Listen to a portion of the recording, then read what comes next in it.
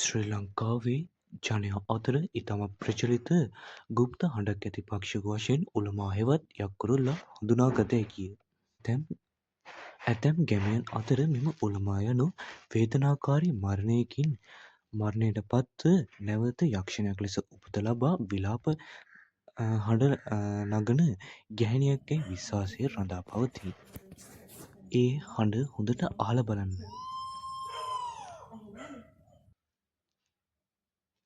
ඔබට තේරෙනු ඇති එම හඬ පුද්ගලයන් කොතරම් සලිත කරවන හඬක් ද යන බව. ඇත්ත වශයෙන්ම මෙම හඬ මෙම පක්ෂයාගේ සාමාන්‍ය ශබ්දය නොව සාමාන්‍ය ශබ්දයට වඩා වෙනස් ශබ්දයකි. මෙම හඬ මෙම පක්ෂයා විසින් නිකුත් කරන්නේ ඔහුගේ බ්‍රීඩින් සීසන් එක හෙවත් ප්‍රජනන සමයේ පමණි. මේ අනුව ශ්‍රී ලංකාවේ සිටින බකමුණන් අතර විශාලතම බකමුණන් විශේෂයක් වන මෙම ඩෙවිල් බර්ඩ්ස් හෙවත් උළමා හෙවත් යක්කුරුල්ලා පක්ෂියා කොතරම් ගුප්ත ශබ්දයක්ද යන්න ඔබට මේ අනුව පැහැදිලි වෙනවා ඇත.